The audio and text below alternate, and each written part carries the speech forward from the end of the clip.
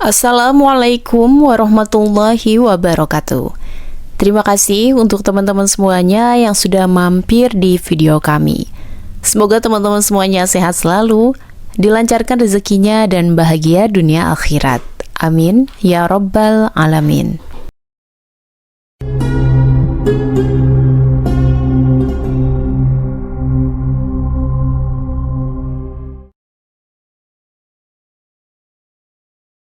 Sesungguhnya kami memelihara kamu daripada kejahatan orang-orang yang memperolok-olokkan kamu, yaitu orang-orang yang menganggap adanya Tuhan yang lain di samping Allah. Maka mereka kelak akan mengetahui akibat-akibatnya.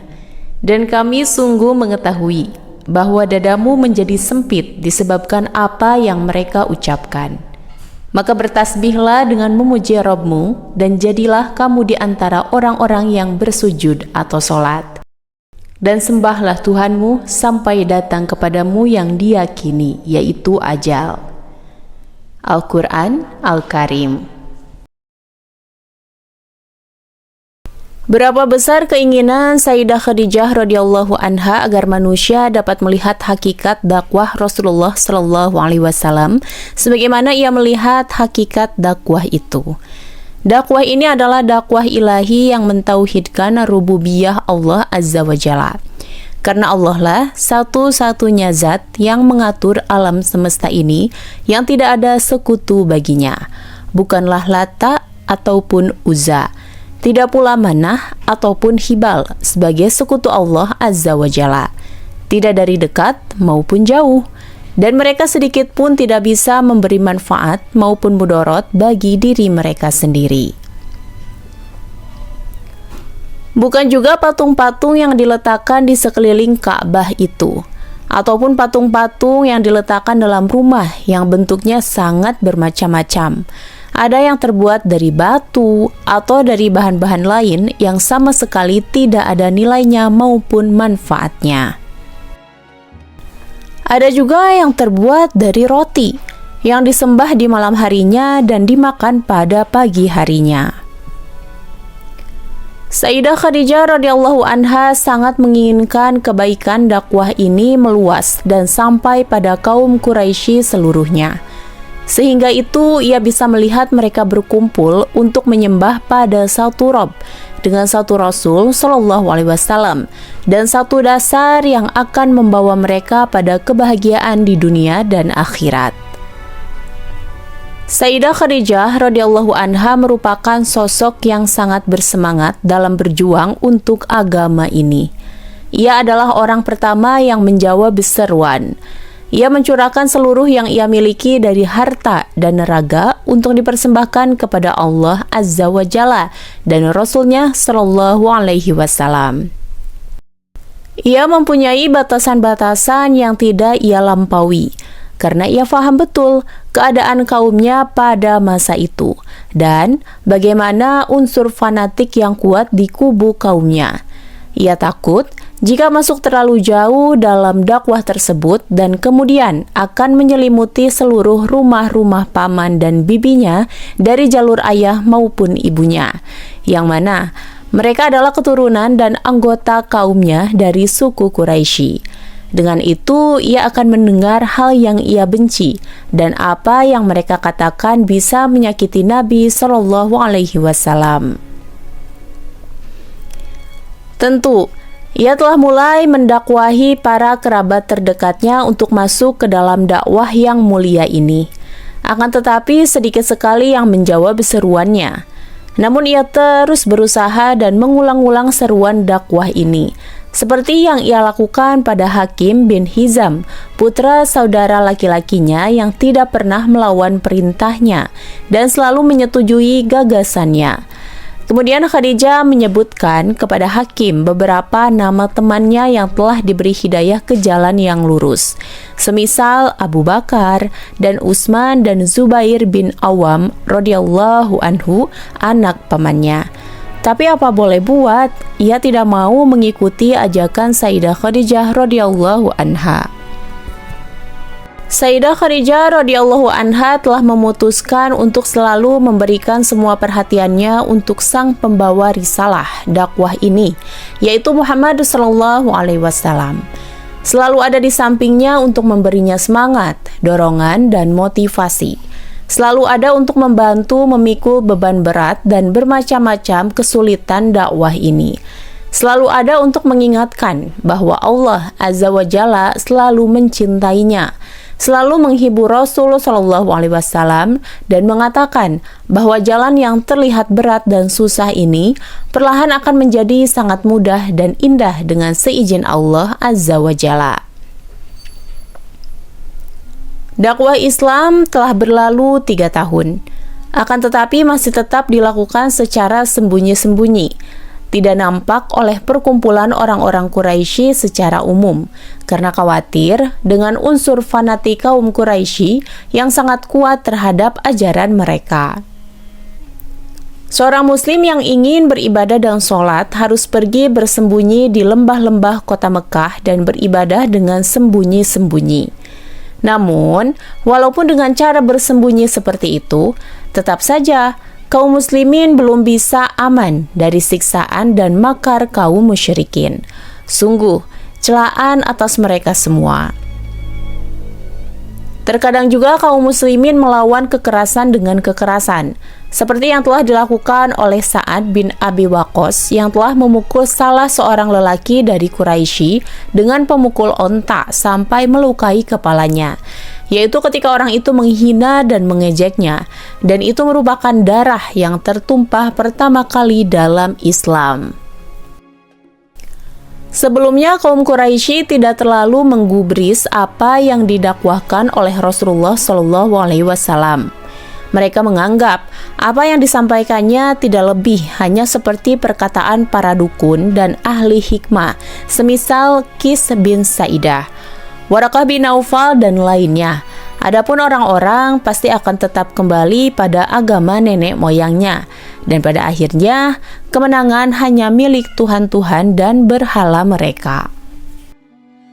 Kaum muslimin tetap pada keadaan mereka, yaitu berdakwah secara sembunyi-sembunyi, sampai akhirnya turunlah perintah dari Allah Azza wa Jalla secara berturut-turut yang menyuruh Rasulullah Shallallahu Alaihi Wasallam untuk menyampaikan risalah dakwah Islam dengan terang-terangan, juga menyampaikan kewajiban kaumnya terhadap risalah ini tanpa ada rasa takut pada mereka, dan tidak menyembunyikan sesuatu pun dari mereka, karena Allah lah penolongnya dan selalu menyertainya.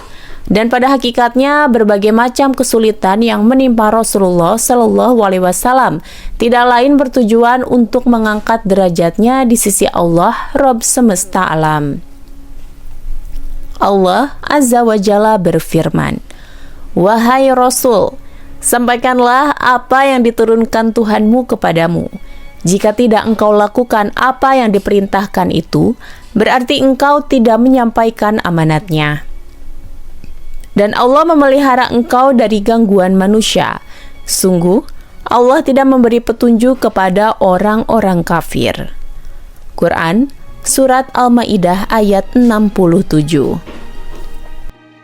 Allah Azza wa Jalla telah menyuruh Rasulullah Shallallahu Alaihi Wasallam untuk berdakwah dengan terang-terangan, tanpa menghiraukan apa yang diperbuat oleh kaum musyrikin, dan tidak pula menggubris dengan apa yang mereka katakan. Allah Azza wa Jalla berfirman, "Dan katakanlah Muhammad, sesungguhnya aku adalah pemberi peringatan yang jelas, sebagaimana kami telah memberi peringatan. Kami telah menurunkan azab kepada orang yang memilah-milah kitab Allah, yaitu orang-orang yang telah menjadikan Al-Quran itu terbagi-bagi. Maka demi Tuhanmu, kami pasti akan menanyai mereka semua tentang apa yang telah mereka kerjakan dahulu. Maka sampaikanlah Muhammad secara terang-terangan apa yang diperintahkan kepadamu, dan berpalinglah dari orang-orang yang musyrik. Sesungguhnya kami memelihara engkau Muhammad dari kejahatan orang-orang yang memperolok-olok engkau, yaitu orang yang menganggap adanya Tuhan selain Allah. Mereka kelak akan mengetahui akibatnya. Dan sungguh, kami mengetahui bahwa dadamu menjadi sempit disebabkan apa yang mereka ucapkan. Maka bertasbihlah dengan memuji Rabbmu, dan jadilah engkau di antara orang-orang yang bersujud, yaitu salat. Dan sembahlah Rabbmu sampai yakin ajal datang kepadamu. Quran, Surat Al-Hijr, ayat 89-99. Ternyata kaum Quraisy membalas seruan Rasulullah dengan penghinaan dan pelecehan di setiap perkumpulan mereka. Terbukti saat melintas, mereka pun berkata, "Inilah Ibnu Abi Kabsyah yang berbicara mengenai yang ada di langit, dan ini cucu Abdul Muthalib yang berbicara mengenai langit." Perkataan mereka hanya itu-itu saja. Kemudian tibalah perintah untuk memperingati sanak famili dan kerabat terdekat, memperingati mereka dengan azab yang pedih. Kemudian turunlah sebuah ayat kepada Rasulullah Shallallahu Alaihi Wasallam. Dan berilah peringatan kepada kerabat-kerabatmu yang terdekat, dan rendahkanlah dirimu terhadap orang-orang yang mengikutimu, yaitu orang-orang yang beriman. Jika mereka mendurhakaimu, maka katakanlah, sesungguhnya aku tidak bertanggung jawab terhadap apa yang kamu kerjakan. Dan bertawakallah kepada Allah yang Maha Perkasa lagi Maha Penyayang, yang melihat kamu ketika kamu berdiri untuk sholat, dan melihat pula perubahan gerak badanmu di antara orang-orang yang sujud. Sesungguhnya Dia adalah yang Maha Mendengar lagi Maha Mengetahui. Quran, Surat Asy-Syu'ara, ayat 214-220. Sekarang seluruh penduduk Mekah sudah mengetahui tentang hakikat agama ini. Mereka paham benar dengan apa yang didakwahkan oleh Muhammad bin Abdullah, dan juga telah mengetahui siapa saja para sahabat dan pengikutnya yang telah beriman kepadanya. Bahkan, hampir tidak ada satu rumah pun di Mekah yang tidak membicarakan tentang dakwah yang baru ini. Akan tetapi bagaimana keluarganya akan menjawabnya? Dengan siapa ia akan mulai?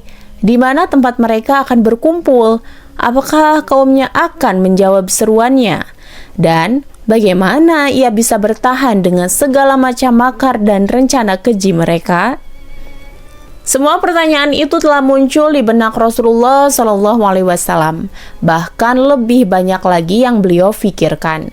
Kemudian beliau mendengarkan sang istri tercinta, Sayyidah Khadijah radhiyallahu anha, yang memberinya semangat agar tidak ragu untuk keluar pada kaumnya dan mendakwahi mereka. Biarlah mereka mengatakan apa yang ingin mereka katakan. Jangan sampai hal itu membuatnya sedih selama Allah Azza wa Jalla selalu bersamanya di setiap langkahnya. Maka tidak ada hal lain kecuali melaksanakan perintah dari Rabb-Nya. Pada suatu hari, Muhammad SAW sedang duduk. Keadaannya menunjukkan seakan-akan dia sedang sakit. Maka bibi-bibinya menjenguknya dan bertanya tentang keadaannya. "Apa yang telah menimpamu?" Dijawab oleh Sayyidah Khadijah radhiyallahu anha, "Ia tidak sakit sedikit pun, akan tetapi ia mempunyai hal lain yang membuatnya berpikir apa yang akan ia perbuat." Kemudian mereka lanjut bertanya, "Apa hal tersebut?"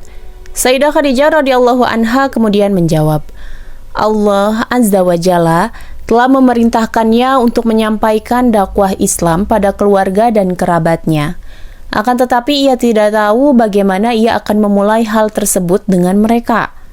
Kemudian mereka menjawab, "Dakwahilah mereka semua dan tinggalkanlah pamanmu Abdul Uzza dan jangan hiraukan dia, karena ia tidak akan menjawab seruanmu." Mulailah Rasulullah SAW mendatangi mereka dengan bertawakal, berserah diri sepenuhnya pada Allah Azza wa Jalla. Maka datanglah Rasulullah SAW kepada perkumpulan mereka. Ada pula beberapa orang dari Bani Abdul Manaf yang waktu itu berjumlah 45 orang. Abdul Uzza, yaitu Abu Lahab, segera berkata kepada mereka, "Mereka adalah para pamanmu dan anak-anak pamanmu. Bicaralah dan tinggalkan perkara dakwah ini. Ketahuilah bahwa kaummu tidak memiliki kekuatan sama sekali di hadapan bangsa Arab, dan aku adalah orang yang paling berhak untuk menahan dan menghukummu jika kamu tetap bersikeras menyebarkan dakwahmu ini. Dan hal itu lebih ringan bagi mereka dibandingkan jika semua suku Quraisy memusuhimu, yang mana mereka dibantu oleh bangsa Arab. Dan aku tidak pernah melihat seseorang yang datang kepada kaumnya dengan membawa apa yang kamu bawa. Bisa jadi Sayyidah Khadijah radhiyallahu anha mendengar semua yang dikatakan waktu itu. Akan tetapi ia tidak berbicara sepatah kata pun tentang hal itu. Bisa jadi ia membicarakan topik lain bersama para wanita yang berkumpul dengannya. Bahkan bisa jadi Ummu Jamil binti Harb, istri Abdul Uzza pun hadir waktu itu, karena dia sangat bersemangat sekali menghadiri perkumpulan yang semacam itu dan ikut campur dalam masalah tersebut.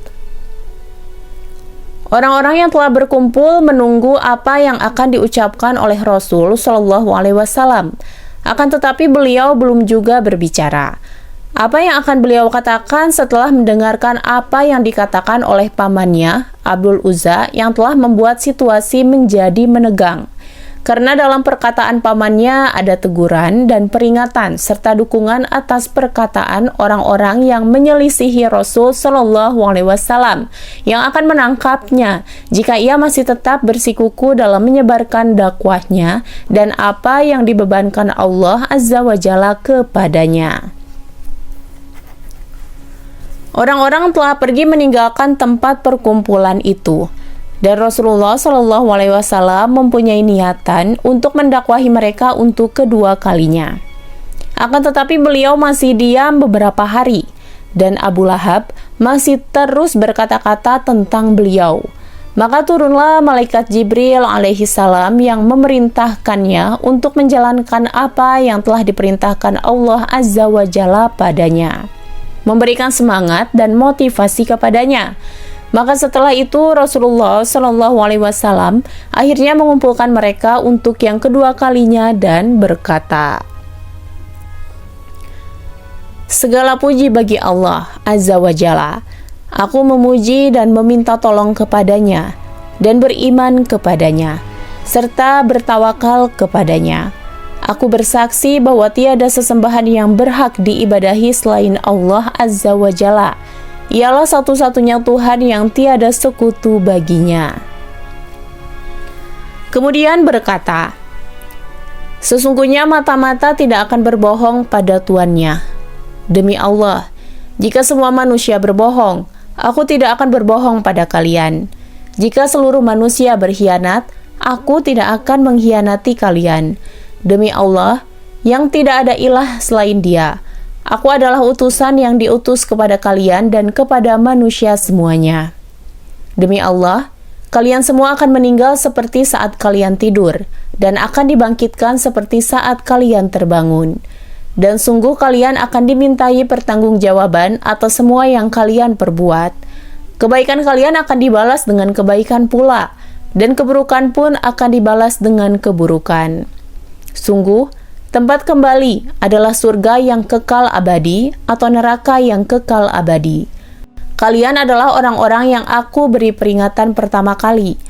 Perumpamaan aku dan kalian adalah seperti seorang lelaki yang melihat pasukan musuh yang mulai datang.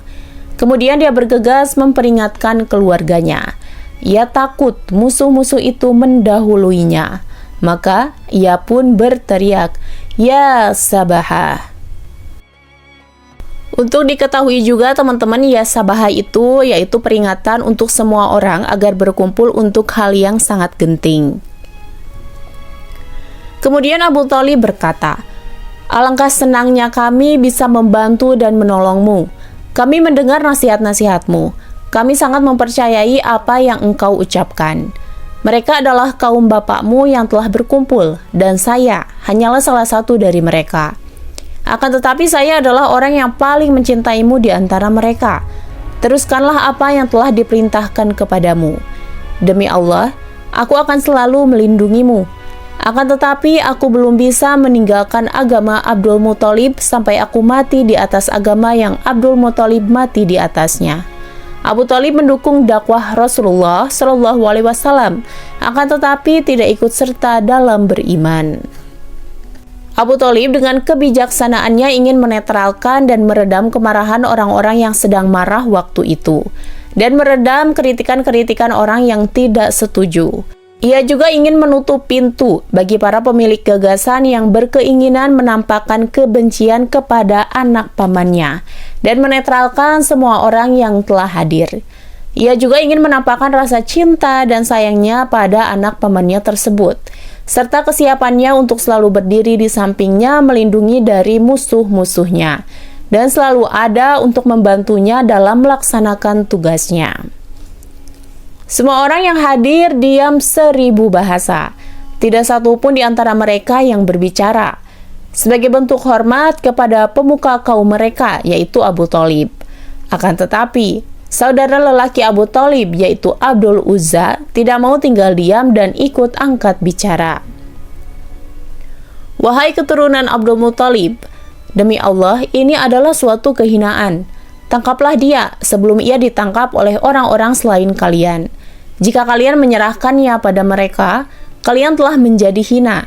Dan jika kalian berusaha melindunginya dari mereka, maka kalian akan diperangi. Abu Thalib kemudian berkata, demi Allah, akan kita lindungi dia selama kita masih hidup. Safiyah binti Abi Thalib, bibi Rasulullah SAW berkata kepada Abdul Uzza, wahai saudaraku, apakah kamu senang anak pamanmu dan Islamnya menjadi hina? Demi Allah, orang-orang yang berilmu sampai sekarang masih memberitakan bahwa akan keluar dari keturunan Abdul Muthalib seorang nabi, dan dialah orang yang dimaksud. Dengan perasaan kesal, Abdul Uzza berkata, demi Allah, ini adalah perkara batil, angan-angan belaka, dan hanya perkataan kaum wanita saja. Bagaimana kalau semua kabilah Quraisy marah dan semua bangsa Arab juga marah? Apa yang bisa kita lakukan? Demi Allah, kita tidak ada apa-apanya sama sekali. Imam Al-Bukhari dan Muslim meriwayatkan dari Ibnu Abbas dan Abu Hurairah, dan Imam Muslim meriwayatkan dari Qubaidah bin Al-Mukharik radhiyallahu anhu. Ketika diturunkan kepada Rasulullah SAW ayat, dan berilah peringatan pada keluargamu yang terdekat, yaitu Quran Surat Asy-Syu'ara ayat 214. Ia berdiri di atas bukit Safa yang di atasnya ada sebuah batu seraya berseru, ya Sabahah. Mereka berkata, siapa itu? Jika seseorang tidak bisa hadir, ia akan mengutus utusannya untuk melihat ada hal penting apa di sana. Akhirnya telah berkumpul Abu Lahab dan kaum Quraisy di hadapan beliau. Rasulullah SAW berkata, apakah jika aku beritahu kalian bahwa ada satu generasi yang akan muncul dari balik bukit ini dan akan merubah keadaan kalian, apa kalian akan mempercayaiku? Kemudian mereka menjawab, kami sama sekali tidak pernah mendapatimu berbohong.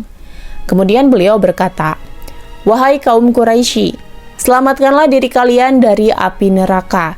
Sungguh, aku tidak punya kuasa sedikit pun di sisi Allah untuk menolongmu.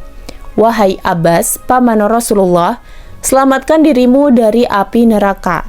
Sungguh aku tidak punya kuasa sedikit pun di sisi Allah untuk menolongmu.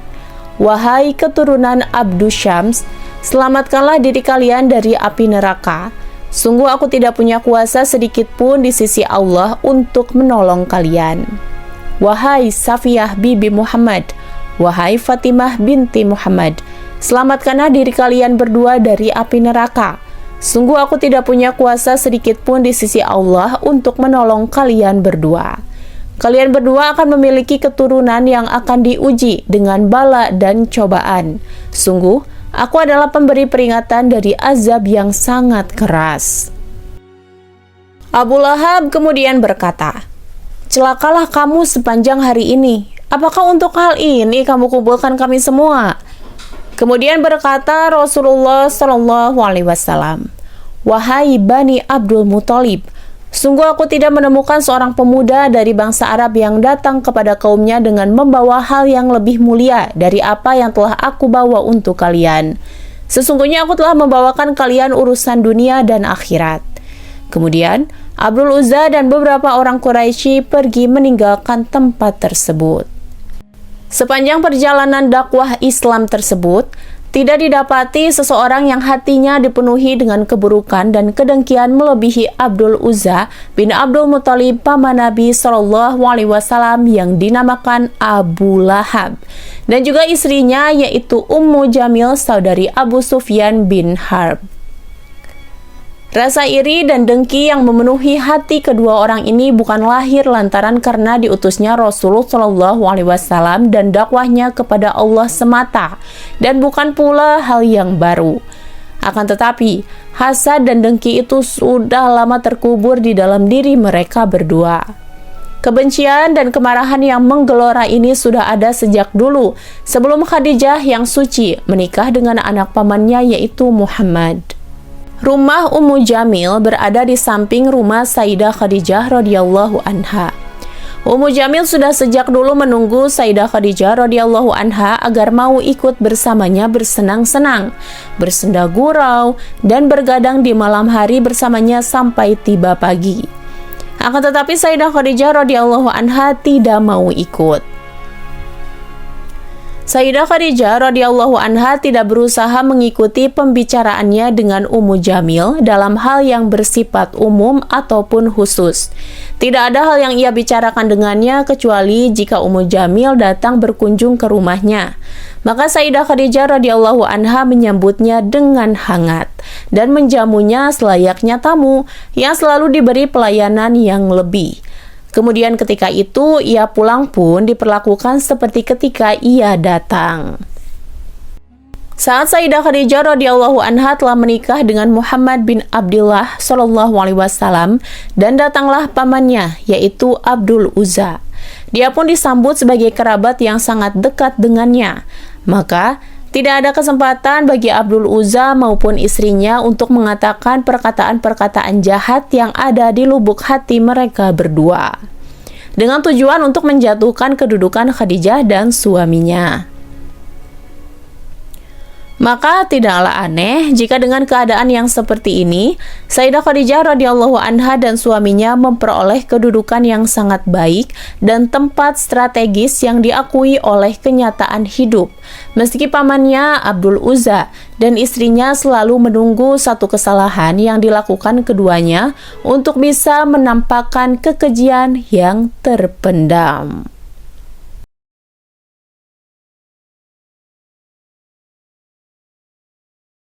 Wallahu a'lam bishawab. Demikianlah dari kami, semoga bisa bermanfaat dan menjadi berkah bagi kita semua. Amin ya rabbal alamin. Wassalamualaikum warahmatullahi wabarakatuh.